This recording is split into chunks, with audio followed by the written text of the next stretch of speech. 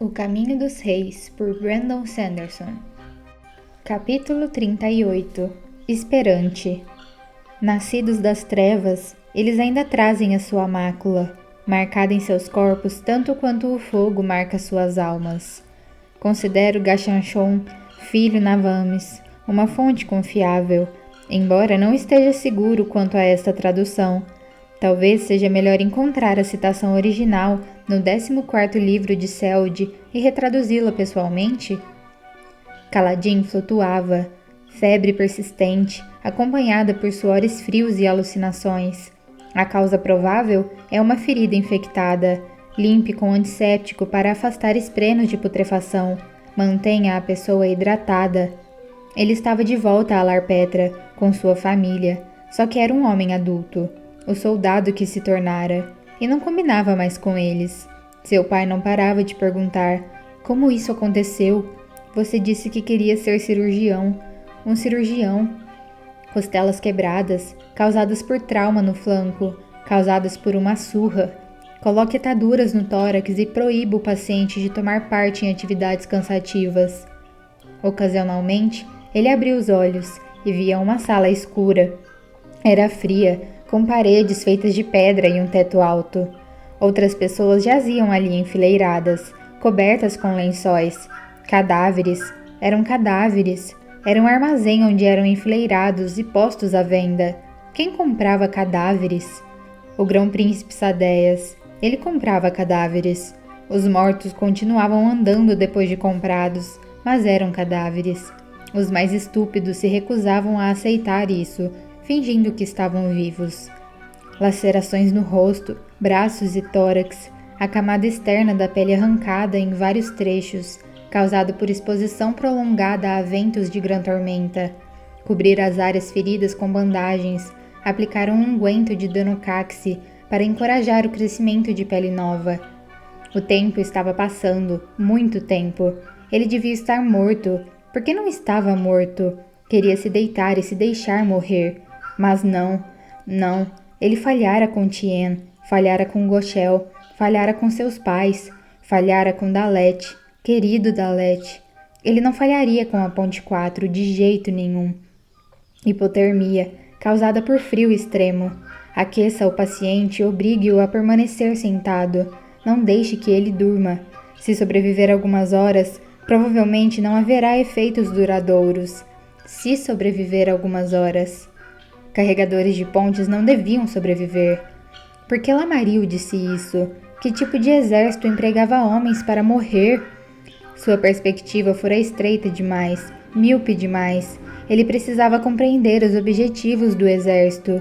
Ele assistiu o progresso da batalha horrorizado. O que havia feito? Precisava voltar e mudar as coisas. Mas não. Ele estava ferido, não estava? Estava sangrando no chão. Era um dos lanceiros caídos. Era um carregador de pontes da Ponte 2, traído pelos idiotas da Ponte 4, que desviaram todos os arqueiros. Como ousaram? Como ousaram sobreviver me matando? Estiramento nos tendões, músculos rompidos, ossos machucados e quebrados, e dores intensas causadas por condições extremas. Descanso obrigatório no leito a todo custo. Verifique machucados grandes e persistentes ou palidez causada por hemorragia interna.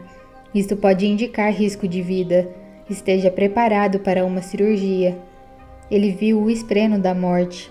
Eles eram do tamanho de um punho e escuros, com muitas pernas e olhos de um vermelho intenso e brilhante, que deixavam trilhas de luz. Eles se aglomeravam ao seu redor, rastejando de um lado para o outro.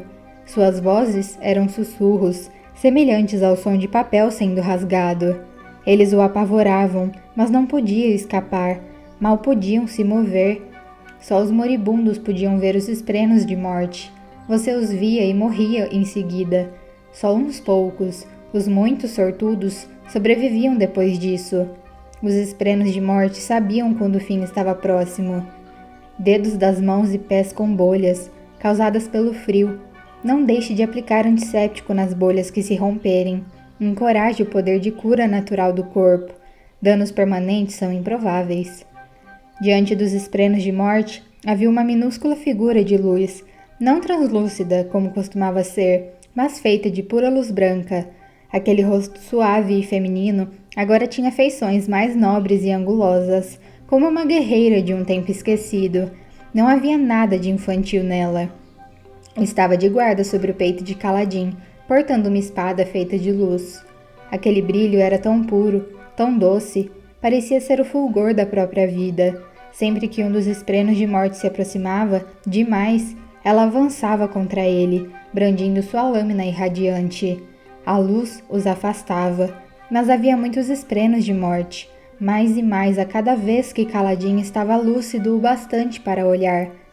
Delírios graves causados por trauma na cabeça, manter o paciente sob observação, não permitir ingestão de álcool, repouso obrigatório, administrar pau de braça para reduzir o inchaço cranial. Musgo de fogo pode ser usado em casos extremos, mas cuidado para evitar que o paciente desenvolva um vício. Se a medicação fracassar, a trepanação do crânio pode ser necessária para aliviar a pressão, geralmente fatal. Teft entrou no barracão ao meio-dia. Adentrar o interior escuro era como adentrar uma caverna. Ele olhou para a esquerda, onde os outros feridos geralmente dormiam. Estavam todos fora naquele momento, pegando um pouco de sol. Todos os 5 passavam bem, até mesmo Leiten.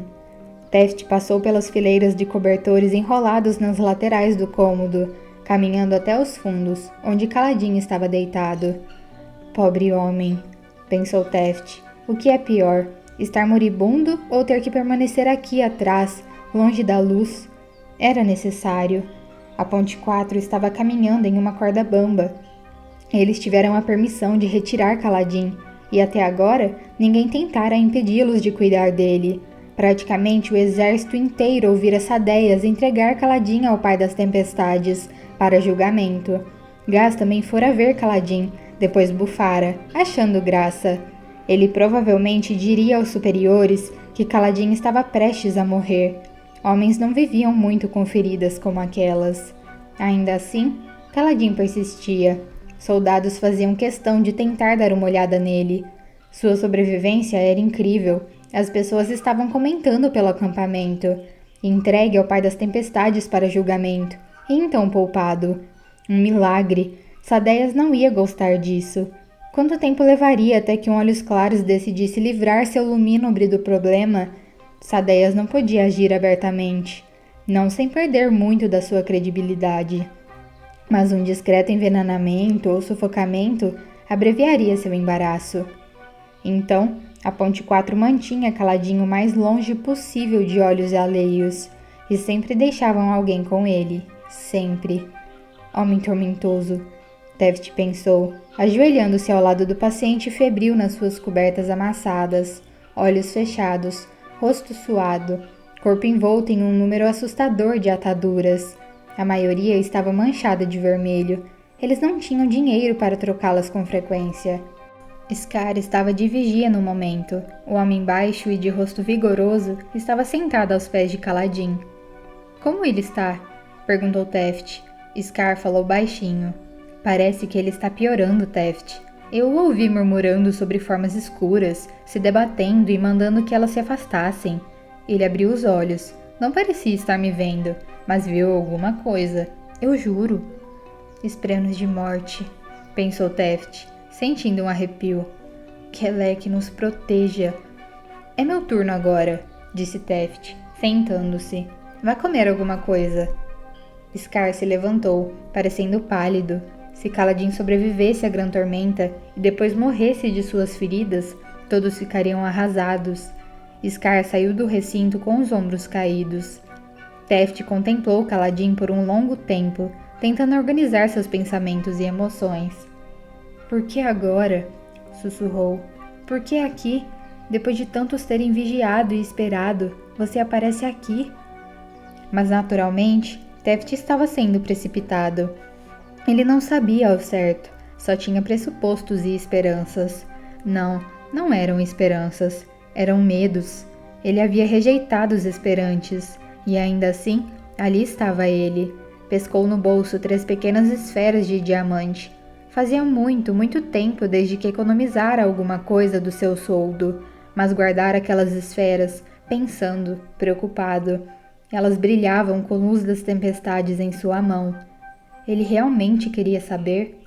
Rangendo os dentes, Teft chegou mais perto de Kaladin, olhando para o rosto do homem inconsciente. Seu bastardo, sussurrou ele. Seu bastardo tormentoso. Você pegou um bando de homens na forca e os ergueu só o bastante para que respirassem. Agora vai abandoná-los? Não vou tolerar isso. Ouviu bem? Não vou. Ele pressionou as esferas na mão de Kaladin, envolvendo os dedos frouxos ao redor delas. Então, pousando a mão sobre o ventre do rapaz. Depois, sentou-se sobre os calcanhares.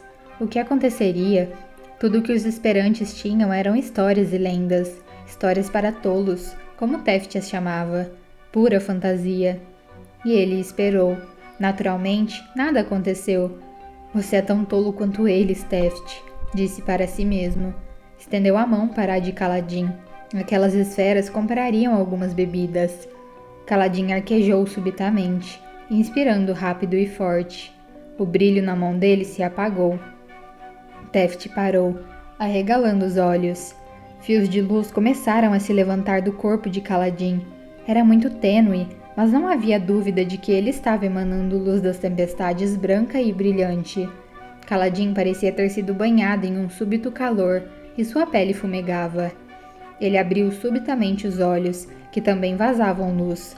Kaladin arquejou alto outra vez, e então os fios de luz começaram a se contorcer ao redor das feridas expostas em seu peito.